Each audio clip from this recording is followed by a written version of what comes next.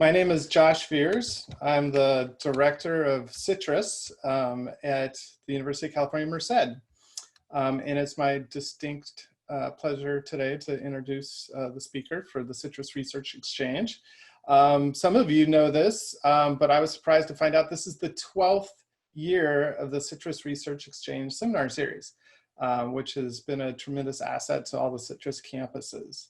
We've hosted a remarkable lineup of technology innovators in person at Sitar Jedi Hall, as you know, but we've gone virtual for fall 2020. I was able to check in last week and I thought it went really well, so I'm excited to be part of this today. Before we begin the talk, I want to highlight a couple things, including an upcoming CITRIS event. As you probably guessed, next week, a week from today at 12 p.m. Pacific, we'll hold our next speaker. And that's going to feature Saul Sang, professor at the Goldman School of Public Policy at UC Berkeley. He's going to be discussing data, global challenges, and planetary management. I'm looking forward to that. You can go ahead and register for Saul's talk at the webpage, and certainly check out other talks that are going to be held at CITRIS. You can always check in at the citris-uc.org events webpage for all sorts of things, including on October 6th, we've got a Society, Robots, and Us at 6 p.m. Pacific. This will continue the conversations about important robotics topics as well as socio-technical issues. The conversation will be led by domain experts and interesting thinkers to discuss topics related to robotics innovation, commercialization, and inclusivity. Some guidelines before we jump into this talk. Please post all of your questions to the Q&A box. All of us are quite good at Zoom now. You should know that's at the bottom of your screen. Thumbs up on questions that you want to upvote to bring them into the Q&A window. We will address questions at the end of the talk, so stay tuned for that, and thanks for your participation.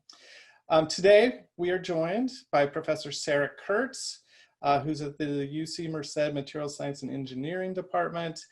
She's going to be discussing creating positive feedback loops to accelerate the energy transition. Dr. Kurtz is a leader in solar energy technology and a visionary of renewable energy worldwide. She's a renowned expert in the fields of multijunction photovoltaics, as well as photovoltaic reliability. Her applications have ranged from health to space exploration. She's been cited over 25,000 times. In 2016, she received the Lifetime Achievement Award from the U.S. Clean Energy Education and Empowerment Initiative. And after 30 years with the U.S. National Renewable Energy Laboratory, Dr. Kurtz joined UC Merced in materials science and engineering. She immediately began work on solving California's energy goals, going carbon neutral by 2045. And in the process, she developed a CITRIS workshop on what should we do with our biogas, an underused waste to energy source. And most recently, and certainly very exciting for UC Merced, is just this year, Dr. Kurtz was inducted into the National Academy of Engineering, considered the highest honors bestowed upon an engineer. And I'm very proud to have her here today, and it's my great honor to welcome Sarah. Thank you. So thank you. Indeed, it's a real privilege to be here with the CITRIS community and to talk today about creating positive feedback loops to accelerate the energy transition. I want to note that in today's world, we've got a lot of negative things we see, whether it was the fires or the COVID-19 problems or whatever. It seems like a really depressing time. So I wanted today to have my talk be a little more positive and look at a glass half full. In general, if we look at climate change, the key thing to be worried about are the positive feedback loops. The negative feedback loops will keep us safe, but the positive feedback loops are the ones that can take us into really dangerous territory. However, with the energy transition, looking for the positive feedback loops gives us an opportunity to make things happen faster. So that's going to be kind of a theme of my talk today, and I'm going to end it with a series of suggestions about how all of you can contribute to positive feedback loops. But I want to start first here at the University of California Merced. It's been my pleasure to be here almost 3 years. This is the Science and Engineering building. I don't get to go there very often these days, but we hope one of these days we'll be back. If you haven't ever been, the campus has been building very quickly. You see the cranes here, and now it's all completed, but none of us are allowed to go and see it. But hopefully one of these days we'll be ready. The Materials and Biomaterials Science and Engineering graduate program that I'm currently chair of has about 30 faculty, and we're hopeful. It's not a very well-known program, but we hope in the coming years, as the university grows, we'll be able to grow this program as well. So here's the overview of the talk I have prepared for you today. I will start talking about how we're in a new era for solar energy. It's grown faster than we expected, and this is one of the positive feedback loops I want to emphasize for you. Indeed, the cost has been reduced so much that we're now in a new era that takes us into new R&D challenges in addition to the old ones that we have. And it suggests we should look at things in a different way. And so I'll talk about what I call my 1, 2, 3 approach that gives more positive feedback opportunities to continue to accelerate the growth of solar. There are 6 opportunities here. I may go through only some of these in the interest in time, but then let's envision that we can get solar to grow, and indeed wind and all the other clean energy technologies as well, and ask the question of, well, how many solar panels do we actually need? And I'll go through to talk about how, if we just continue what we're doing now, how many we would need versus how many we would need if we could be optimally efficient, when I tried to come up with the least efficient case, it became a little challenging because you can always be less efficient. But a strategy that would maybe be the least change to how our lives run, and look at how much difference it would be in terms of how much renewable energy we need.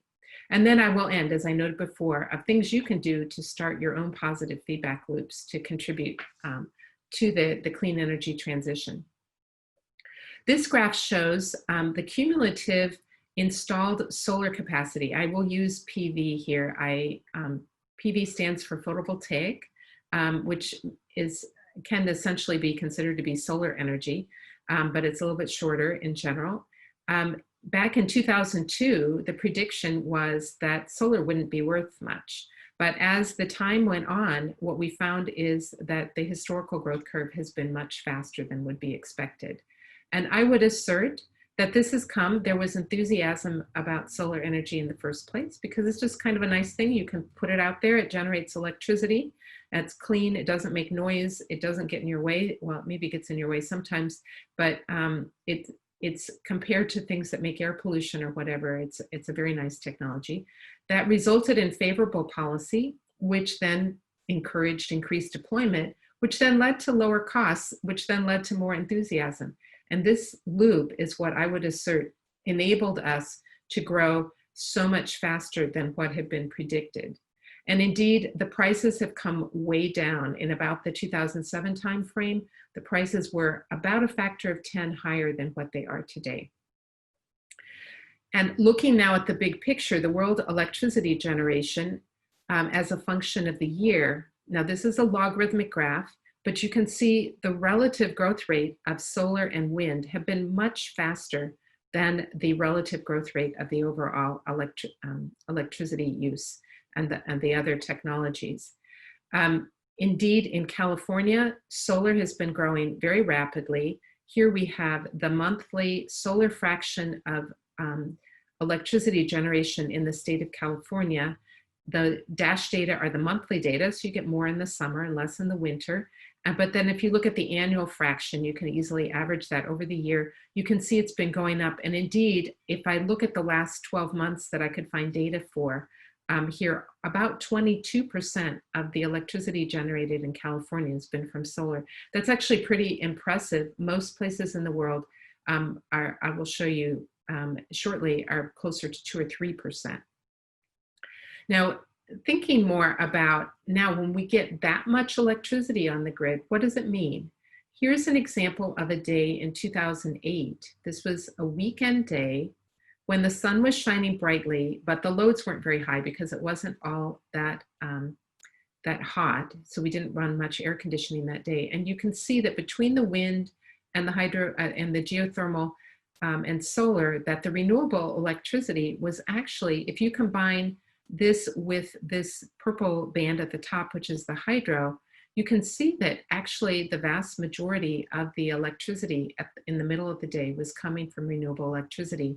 If you think about continuing to double and triple the amount of renewable electricity we have, what would we do on a day like this if this solar curve went up twice this height? And then we would be able to export that electricity, but who would want it, especially if the nearby states have their own solar electricity? Now, most of you are aware of the rolling blackouts. Last month, we had a day when the demand, and I'm sorry, these are difficult to read. This is 50 gigawatt total demand that was needed to be met on August 14th, compared to this was just 30 gigawatts. But you can see we actually did have substantial solar electricity, but the demand that day was very high. And if you think about it, when the sun sets and the wind isn't blowing, and one of the problems on August 14th and 15th was that the wind wasn't blowing as much as you would like. You can see up here how much more it was getting. Then how do we power? If we want to have clean energy in the state so that we don't have all of this thermal generation is from natural gas plants. If we take away all that natural gas generation, how will we power the state of California after the sun sets? So this begins to have us thinking about different things. Indeed, this particular graph shows what we call the curtailment. So the curtailment occurs when the supply of electricity exceeds the demand and we don't know what to do with that electricity. So we effectively just shut off the solar plant. It's actually very easy for a solar plant to do. But you can see that over the years, the curtailment in California has been increasing. And actually, I don't want to present curtailment as a bad thing. In some ways, it's a very easy way to balance supply and demand. But it's a symptom of our challenges of trying to balance that supply and demand. And it also represents electricity that's just effectively being thrown away. Indeed, where we find ourselves now is that solar is hitting the ceiling. If you look at this pie graph on the left shows the electricity generation. This is world electricity generation in the year 2019. And it's estimated that solar represented 2.8% of that. Wind was more than that. Hydro is a significant chunk. You can see that the fossil and nuclear, the more conventional sources, are representing about 3/4 of the electricity that's currently being generated. So this looks, when you look at this pie chart, you're like, well, we're a long way away from a clean energy transition. But if you look on the other hand at this right pie chart, now it's a little difficult to understand what this means. It's the world net expanded capacity.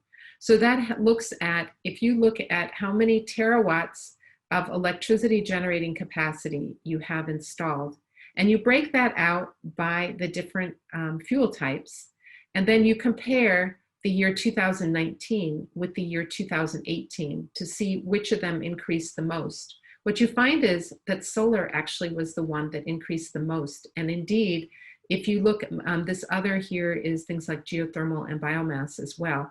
And if you look at this, like 3/4 of the increase was the clean energy. And it's kind of like if you think about buying cars, today there aren't that many electric vehicles on the road, and there still aren't that many electric vehicles being bought. But if you had about half of the cars being sold each year to be electric vehicles, within a few years, you would see that the number of cars on the road would begin to look like your annual sales.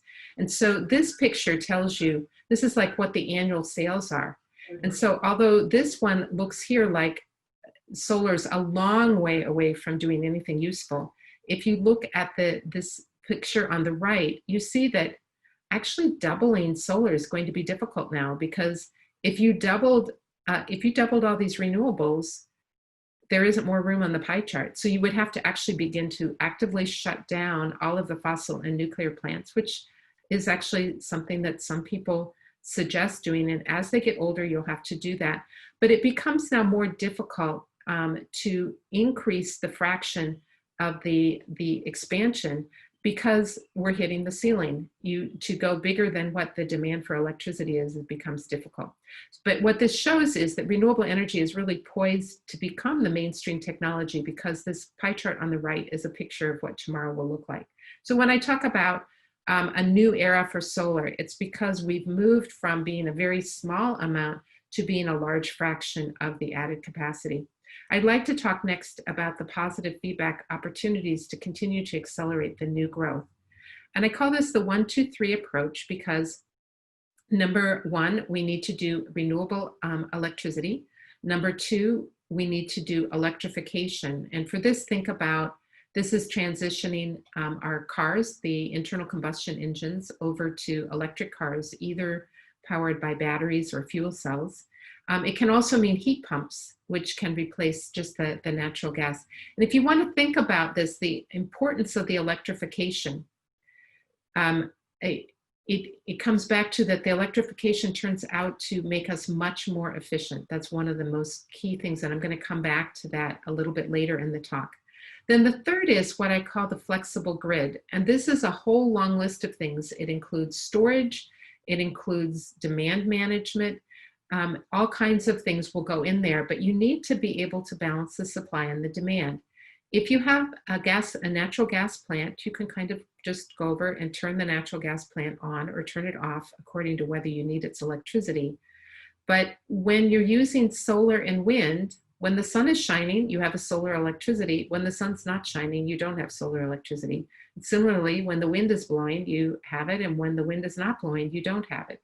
And so you don't have a control, you don't have a knob you can turn to control the solar and the wind. So you have to have some other mechanism to balance the supply and the demand.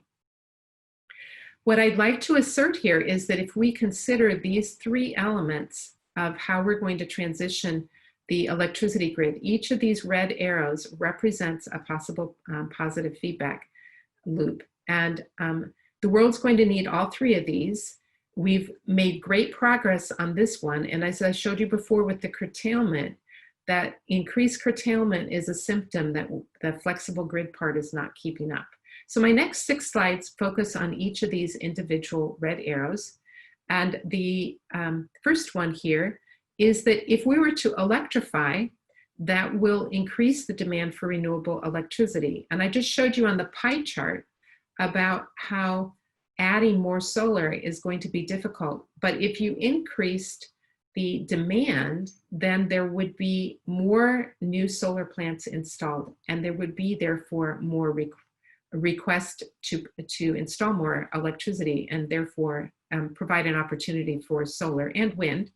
And here you can understand that by looking at this graph, the world electricity generation, if we were to continue to extrapolate the growth from 2005 to 2015 and extended that out to 2025 about, you can see that if we just extended the historical growth curve of the demand for electricity, you see that solar actually would have the capability of providing all of the world's electricity needs by 2025. 2025 isn't that far away. Now, the fact is this is not going to happen. This curve is tailing over and it can't keep going up there. But one of the reasons it can't keep going up is that the demand isn't going up. So if we did more electrification and needed more electricity for electric cars, then the demand would go up, and that could enable actually solar to continue to grow at this rate and represent then a larger fraction of the overall electricity generation. I'm just going to give a couple more examples of these in the interest of being able to have time at the end for lots of questions. One is to talk here about the importance of the flexible grid on helping to understand the electrification, the benefit of electrification. One thing is that if you look at the price of electricity, if you can actually use the time of use rates to be able to motivate when you do the charging of your electric car, you can take all that curtailment. You remember I showed you, we're just throwing away all that electricity. People didn't need to run their lights during those times when we were just turning off the electricity. But if we had a whole fleet of electric cars during the time when we were curtailing all that electricity, we could charge all the electric cars during that time and effectively use that free energy. Right now, people are just throwing it away. And so if we use that, it would provide a very cheap gas, effectively a gas price. So if you think about that, if you have an internal combustion engine car, which probably a number of you do, you probably every week have to plan to spend, I don't know, $20 or something filling up your gas tank. If you now could, instead of doing that, if you could charge your electric car off of the electric grid at a time when the electricity was being curtailed, it would make it more attractive for you to have that electric car, because now effectively you don't have to pay anything for your gas. And we can work through the numbers on this. If, for example, you look at the gasoline price being maybe $2.50 a gallon, this gives you a cost, if you assume maybe 25 miles to the gallon, that's about 10 cents a mile. If the electricity price is 12 cents a kilowatt hour, and in California it can actually even be a lot higher than that, and you look at the distance you can drive with an electric vehicle, that only costs about 3 cents a mile. Even if you're at 20 cents a kilowatt hour or something, it's still actually pretty competitive with how much it costs for the fuel to drive with gas. If you now could drop the electricity price at some time of day by a time of use rate or something, that drops the price of the electricity even further. And therefore, you'd be able to charge your electric car for next to nothing compared with what it costs to drive it with an internal combustion engine car. So we can see that being able to create the flexible grid actually can motivate us to do electrification. And it gets complicated to go through each of these 6 different arrows. If you're curious about any of them, we can come back to them at the end of the talk. But for the moment, I'm going to skip over them in the interest of time to move on to the next section of the talk here, where I wanted to talk just a little bit about the opportunities. It's so easy for us to look at the newspaper and see, oh, there's another fire and we're going to have smoke and the world's a sorry place right now. But there are actually a lot of interesting things that are coming along that are really exciting opportunities. And I don't know how many, if I could see you, this would be great. I could get like a show of hands or something. Don't know how many of you have thought about using liquid air to provide energy storage. This is actually a really interesting concept. You've probably all got exposed at one time or another to liquid nitrogen. And if you imagine, liquid nitrogen not only makes things really cold, if you dip something in it, you'll find it turns brittle. But if you like take your liquid nitrogen dewar and pour it on the floor, it goes like, you can take all that mechanical energy as it's expanding and use it to turn a turbine. And so this picture here was just an example of how you can have like a liquid nitrogen tank. But think of taking the electricity when we have the surplus. So instead of curtailing it, just throwing it away, you can take it and use it to cool the air and condense it down so far that you turn it into liquid air. Now, we already have something that's called compressed air storage that's been deployed at a fairly large scale, but the compressed air storage, it needs like a big cavern or something underground that you can store huge amounts of compressed air in. If you compress it so far that it becomes liquid, it takes a lot less volume. And there actually are like probably all of you have seen a liquid nitrogen tank, or now they're putting in lots of compressed natural gas. So liquefied natural gas in the ports in the Gulf area, they're getting ready to export huge amounts, or they are exporting huge amounts of liquefied natural gas. And so these kinds of tanks are actually pretty commonplace out there. The technology is well established and you can just go out and buy them. So there's a company called Highview Power, and they've done a number of demonstration plants in the United Kingdom, and now they're looking to do some plants in the United States. But you can imagine taking an old coal-fired plant or an old natural gas plant, already has all the electrical lines running out to take the electricity out of the plant. Now you can use those lines to bring electricity in when there's surplus electricity, use it to chill the air and make liquid air. And then later on, when you're ready to generate more electricity, you warm the air up, allow it to expand, it turns the turbines, and then you have more electricity that comes out of the plant. This is actually anticipated to be reasonably priced, so that combined with solar and wind today has the potential to give us a more continuous electricity at a price point that's quite attractive. Now, this one on the right, I must say that when I first heard about this, I was a little skeptical, and I haven't seen it demonstrated yet, but I wanted you to dream a little bit with me today. When you think about technology, how much technology has been able to solve problems. So this is a fascinating one to me, that you can drill down, and we know the oil and gas industry has a huge number of drills, and in fact, they stopped using all their drills when we developed a surplus of natural gas and oil during the COVID-19 shutdowns last spring. And so the oil companies have pretty much stopped using their drills, so there are lots of them available. And in a day, they tell me they can drill down, find a pretty solid rock down there, and then they take water from a pond here and they pump the water down under pressure. And then the rock actually acts like a spring. Now, we don't think of a rock as being a spring, but you know, whenever you step on something, you compress it a little bit. If you step on a rock, you probably don't put much energy into the rock as you compress it. But you can imagine here that if you can pump water down at huge pressure, you can actually expand a huge amount of rock, and not expand it, but put under pressure. And then later on, you can use that pressure to turn a turbine if you let it come back out of the hole. There's a company called Quidnet Energy who's got funding from the Department of Energy and also venture capital funding to be able to develop this technique. And they're not actually working with the oil companies, but if they actually show that it works, I predict that the oil companies are going to get involved in this. And again, it has the potential to store huge amounts of energy at very low cost. There are actually dozens of companies out there. I wish I had the time today to take you through all the different, there's thermal storage, there are lots of kinds of gravity storage, whether it's pumped hydro or just running a rail car up a railroad with big heavy blocks in it, or lifting blocks and stacking them.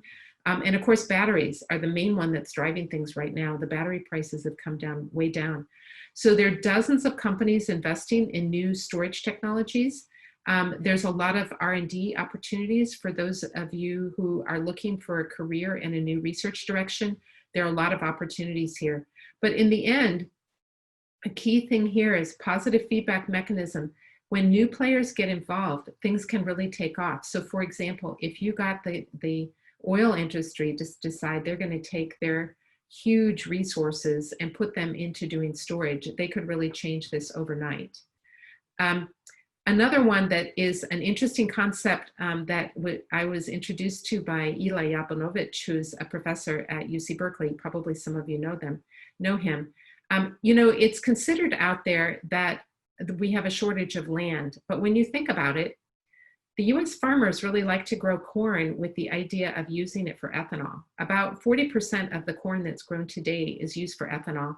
And if you look at the energy balance on that ethanol is really not buying us much. The amount of fossil fuel energy that goes in to generate that ethanol, the balance on that is close to 1-to-1. So it's not really solving our problem. So what if we got those farmers who have been spending all their time growing ethanol and have them instead grow a crop that's just designed to capture CO2 out of the air? So Professor Yablonowicz calls this agrosequestration. And the idea then is you can take the cellulose and lignin out of these crops, put them in a big container that's sealed up well, and then just have the carbon sequestered there. And he's worked through all the numbers to show that this is using the economics that are currently being used to grow the ethanol. If you could do the same thing with these crops, the price it would cost for the carbon sequestration is actually quite attractive. I'd like to move next then into this question about if we're going to a terawatt scale, if we're going to power the world with renewable energy, how many solar panels would we need? And can we actually make that many? Because sometimes you hear people say, we just can't make that many. We'll never get there. I go back to a presentation by Richard Smalley. He's a Nobel Prize winner, and in about the 2003-2004 timeframe, he began talking about what he called the Terawatt Challenge. And I recently published a paper in the Material Matters in the MRS Bulletin about revisiting this. Because now that we're getting back to this size, it's interesting to go back and look at what's changed and what's the same, and how many terawatts do we actually need. But he laid this all out, and his presentation showed that back in 2003, most of our energy was coming from oil and coal and gas. And there was an average of about 14 terawatts a day that people were using. So that's the average power, not the power all the time, but it'll go up and down, but that's the average power. And he estimated that in 2050, we might need somewhere from about double that to maybe quadruple that. And his estimate was that we needed to move that over so that the vast majority of that was from solar, wind, and geothermal.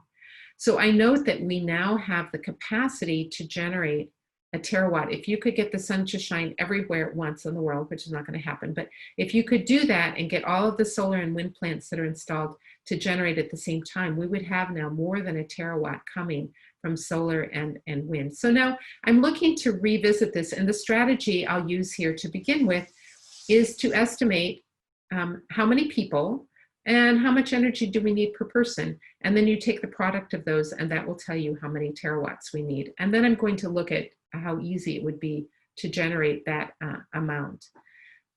This is looking at the population, therefore. So we're going to start with how many people do you need, and then we'll look at how much energy do you need per person.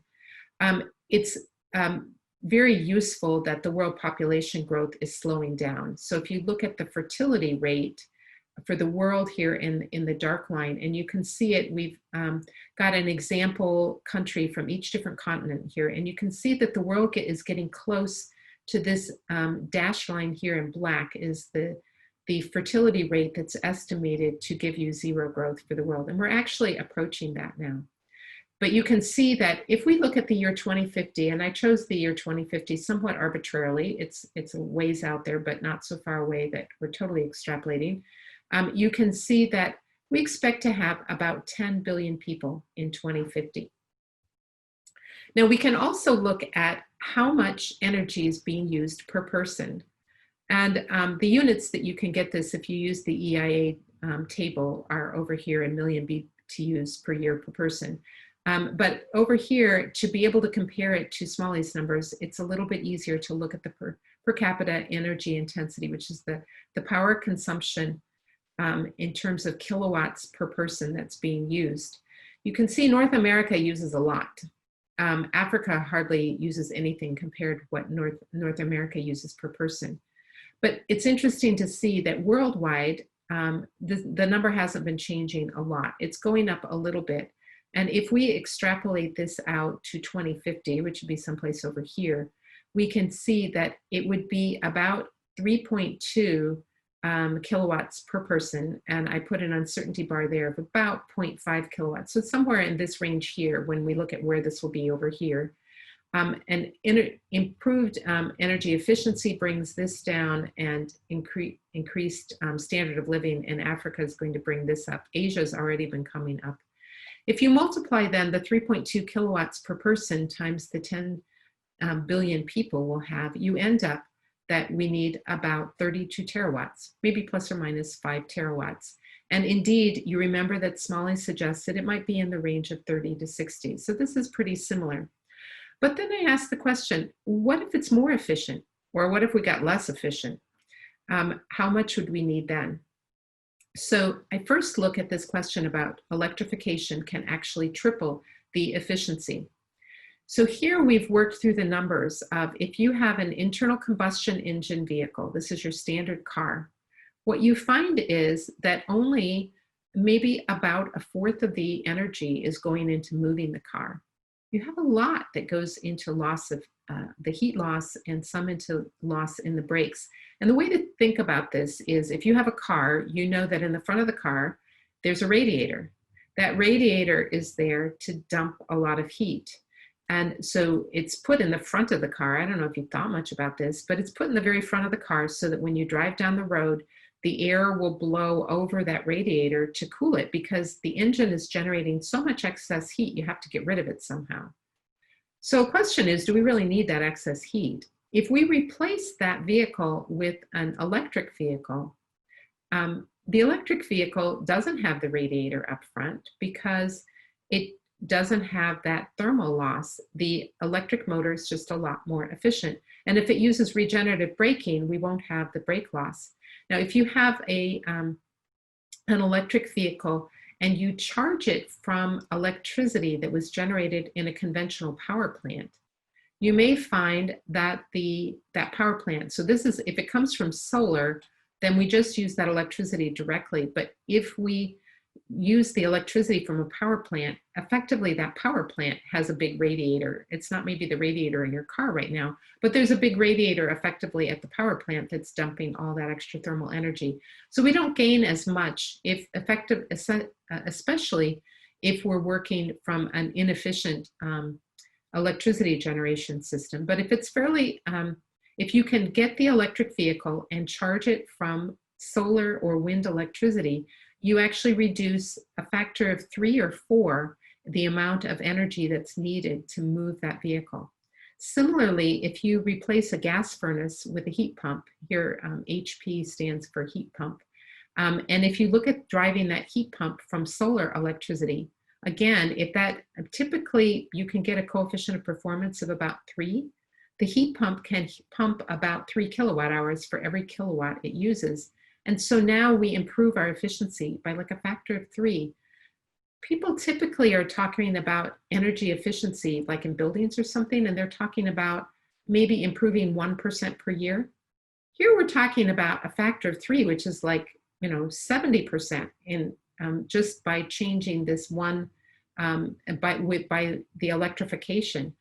A 70% change in efficiency is way bigger than the 1% that you're getting by maybe putting weather stripping around your doors or something like that. So this is a huge opportunity, which we can then look at how much it will decrease the need for energy by the world. Now, on the other hand, we have the problem that when we move to solar and wind, now we need to store the electricity.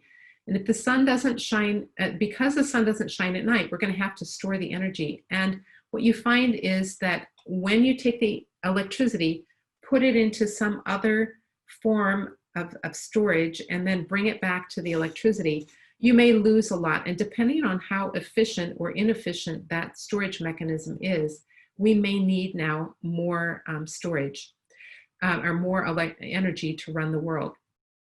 So I tried to come up now with some scenarios to compare how much would we need just with the baseline. And then the next one is the optimally efficient.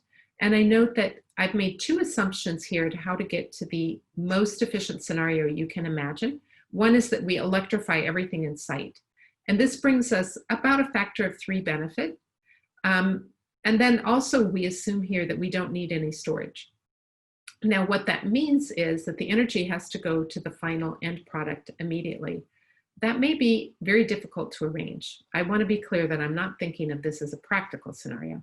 But for example, let's say you had a factory out there that needed a lot of electricity.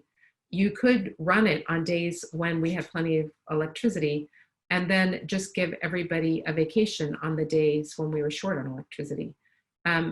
Some people might enjoy having that vacation, but they might also prefer to be able to plan their vacation in advance and not have to have it be tied to the weather of whether the sun was shining that day or not. They might actually like to take vacation on a day when the sun is shining, as opposed to taking vacation on a day when it's cloudy. Anyway, a key thing to think about here is that if you look at this scenario, it's really changing our R&D challenges, because now we need research that will generate systems with very low capital costs.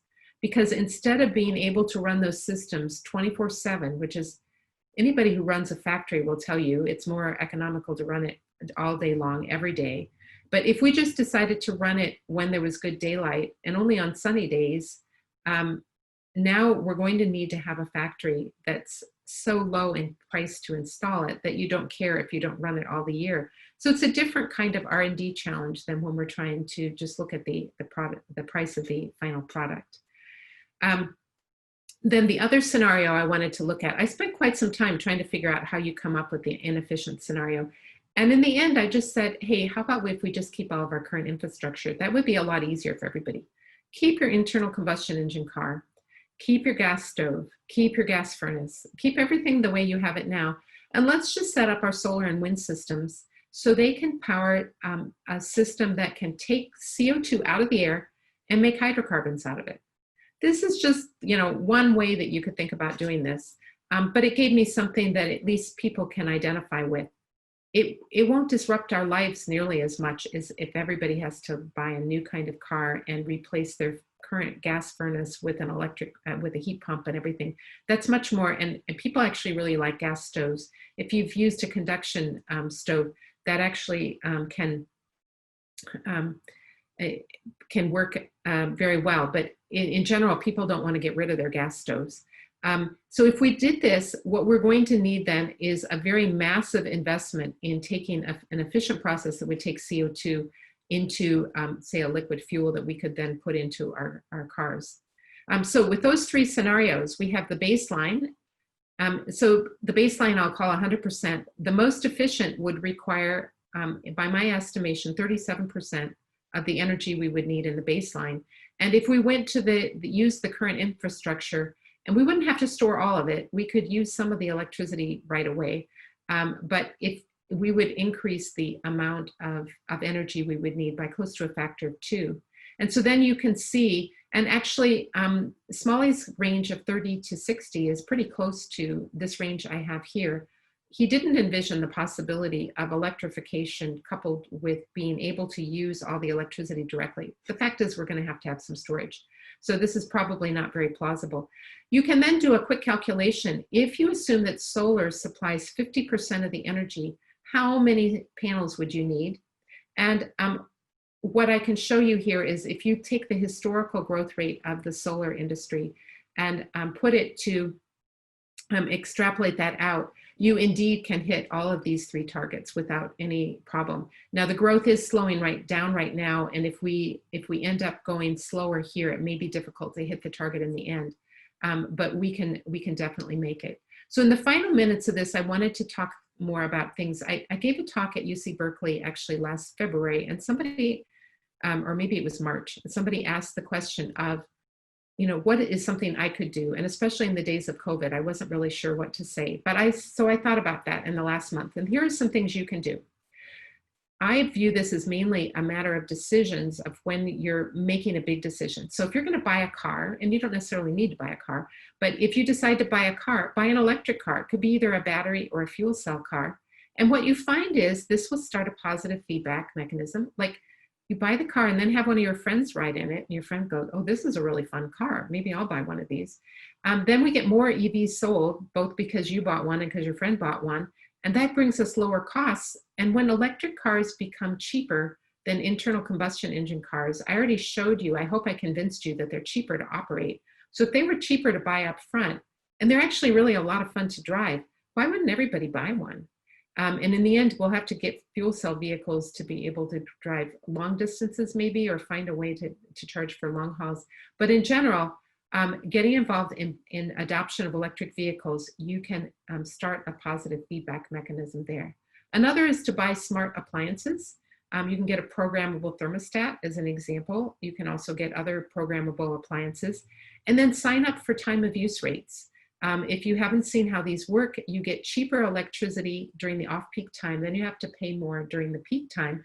But if you get this, and then if you take your programmable appliances and then program them to operate times when the rates are low, you will actually have the potential to reduce your electricity costs. But you also do another thing that's really important. The utilities are convinced that nobody's going to sign up for time of use rates. So if you sign up for time of use rates, every time somebody signs up for time of use rates, which are actually a disaster, but that's another talk to have. We need dynamic use rates, not time of use rates. But when the utility hears that more people are signing up, they will come up with more sophisticated demand management programs. gives us a better program, and then we'll have more people signing up. So in the end, you can help to get this feedback going so that more of it will happen. Then another one, this is sometimes a really controversial one, that I suggest to partner with a utility or fossil company. I hear so many people who are interested in clean energy, solar. A lot of solar advocates have historically viewed the utilities as being their enemy. And the fossil fuel companies, people are talking about divesting in fossil fuel companies. But I would suggest that if we can actually get these groups on board to help us with the energy transition, it will make it go a lot faster because they have the capability. If you haven't seen this, I would strongly recommend you hear this talk by Alice Jackson. It's at this YouTube video. And it talks about how Xcel went from being a utility that fought the renewable energy portfolio standard that Colorado adopted 10 years ago or so. And now they're pushing, they've set their own targets. They're looking at, here you can see the vision is to be 100% carbon free by 2050. This is not something that anybody said to Xcel you have to do. This is something they came up with on their own. And she talks about how they got to that conclusion, why it's attractive to them, and what the challenges are that they're trying to work through. There are a few challenges that they have to work through, but it's fascinating to hear her story about that. So the key thing is, if we can get people on board, if the utility can make it work and others here, more utilities are going to join. You can be sure that as a solar advocate, if I stand up and say, hey, utilities, this is in your best interest to do this, they're going to say, well, she's a solar advocate. I'm not going to believe a word of it. But after Xcel announced that they are going to go to 100% carbon free, I've now seen a whole series of announcements from other utilities saying, oh, we'll set a target too. And when they start doing that, we end up then again with lower costs. And that makes it easier for the utilities to make it work. And then you get into this and then just everybody will make it work. You have BP announced last month that they're setting targets for themselves to reduce their carbon intensity, and they're investing in other things, and they can invest in things like offshore wind is an example of where the fossil fuel companies have the ability to drill and do floating platforms that are needed for offshore wind. So finally, in terms of the things you can do, is to choose a simple life. You know, maybe you don't need a car out there. If you don't have a car, you don't have to deal with it. You can always rent a car if you need to go someplace.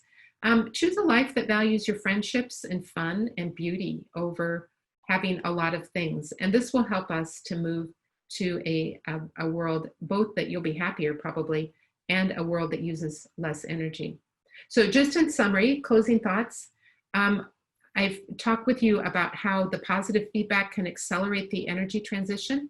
We need to balance our efforts on adopting renewable energy, but we also need to really focus on electrification and creating a grid that can balance supply and demand in real time.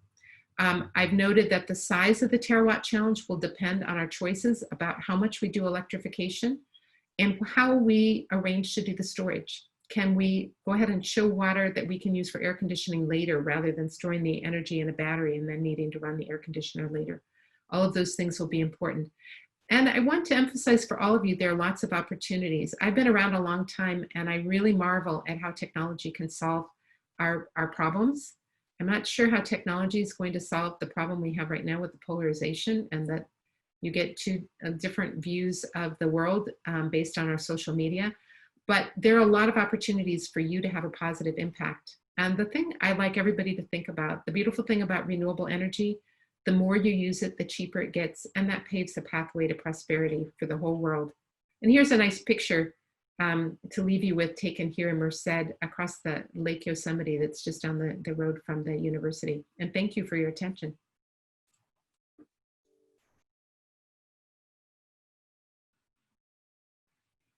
Thank you so much, Sarah. That was really inspiring. Your last photo there, the sunset over Lake Yosemite, you know, I guess for me, evokes a lot of questions about our water system. And as you know, in California, water and energy are interlinked, certainly through hydropower. And you'd mentioned pumped storage is a potential source of storage. There was a recent study that remains in progress, but should be coming out soon, that was led by Brandy McEwen and Elliot Campbell at UC Santa Cruz, CITRIS affiliate, that showed improvements into net present value of photovoltaics over canals that we use for irrigation and water conveyance, in part due to the cooling. And I was just wondering if you had any thoughts about other, potential breakthroughs that we just really haven't considered. So in this case, reduction in evaporative loss from our canals, so we're saving a little bit of water and increasing the efficiency of the photovoltaics themselves. Yeah, so that's an example of how technology opportunities and thinking about how things can come together. My memory too, that Eric Campbell was part of that study, I think, and one of the key conclusions they came to was that actually they reduced the cost of having to remove vegetation, that if you didn't allow the light to get into the canal, then the plants, the seaweed types of things, didn't grow. And so you could save a lot of money not having to drive around and clear that out. So there are lots of opportunities like that.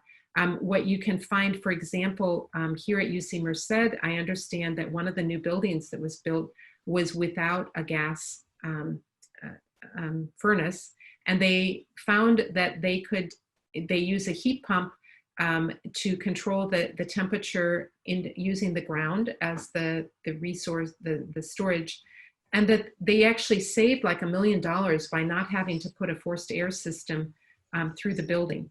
I've heard that they're happy with how it works, and they actually found that building it in the new way costs less than building it in the old way, and now it doesn't require the natural gas to run.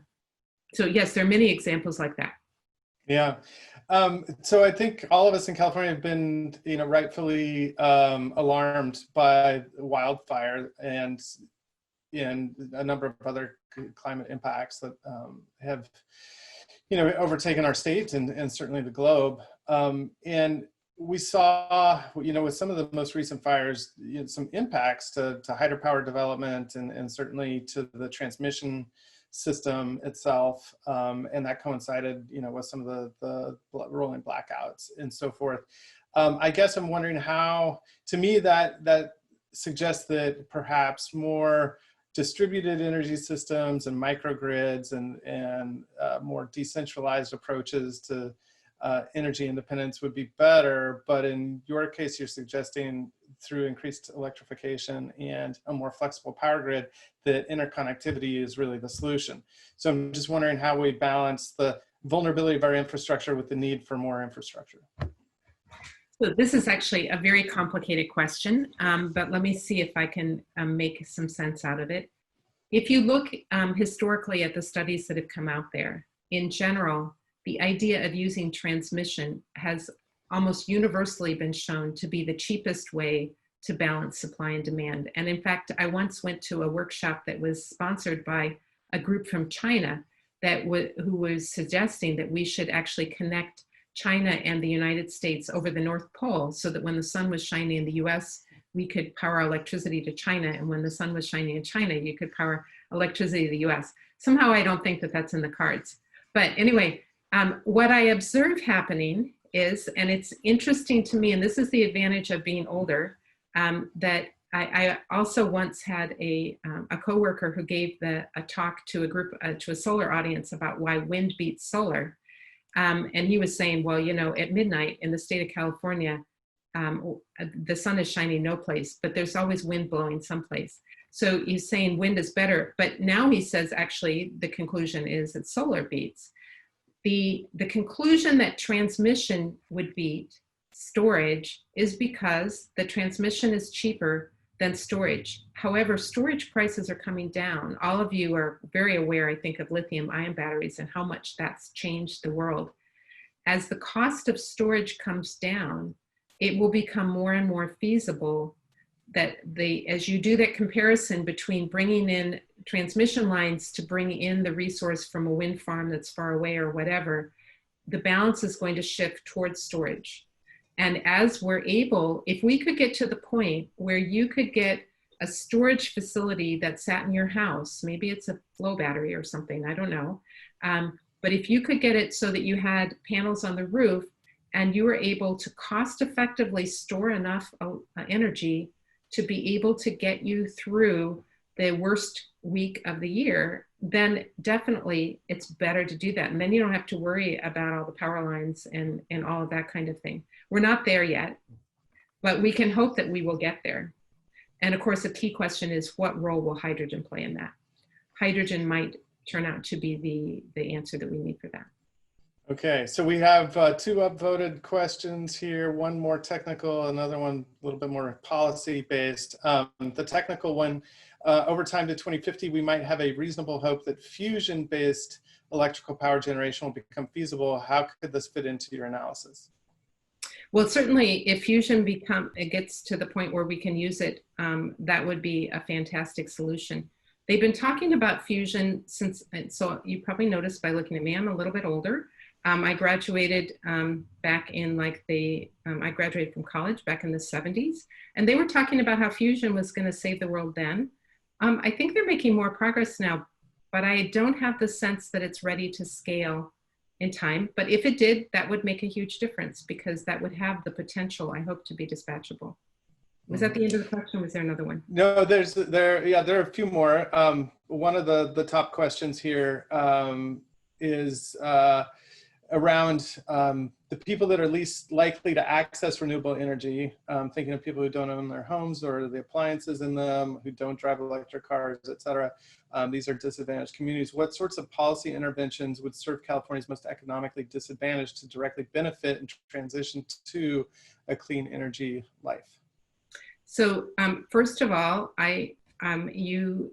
over the years, I probably could be quoted as saying that inequality is a bigger problem this world faces than climate change, in my own opinion. If every person in the world had the resources to live comfortably, global warming would not be the big threat that it is today, because they would have the ability to deal with it. So I think that the first thing is that we need to figure out how to develop a society that's more equal. I do see a huge opportunity now that we can take the momentum of the people who are working for social justice, which is really, really important, and the people who are working to slow global warming, which is really, really important. Bringing those two together, the key thing that we can do is to mobilize a unified force that can mobilize. If we can do this transition, everyone will benefit. The difficulty, I don't see an easy answer that I can give you in a minute or two about how to target them. Certainly, I wrote a proposal a year or two ago that would be, how about if companies would set up, if the state of California could help low-income people get an electric car, and then have that when the workers are at the company, have the company charge that electric car, so that it would then remove the cost of gasoline from their budget, because often a low-income person is driving a gas guzzler, that would be a big help to them. They would have cleaner air. I think that's a great possible way to do it, but it's a very complicated problem. I do think that bringing those two problems together is really key going forward. Okay, we've got one last quick question for you, and this is more technical. What about the abundance of copper and lithium? I've heard graphene in batteries could improve recharge rates. I think that the battery technology is still in its infancy, and we're going to see a lot of changes there. I'm actually not an expert on battery technology, so you're probably better off getting the details from someone else on that. All right, well, we're out of time. Thanks everybody for joining us. It was our pleasure to have Dr. Sarah Kurtz from the University of California Merced join us for the CITRIS Research Exchange. See you next week.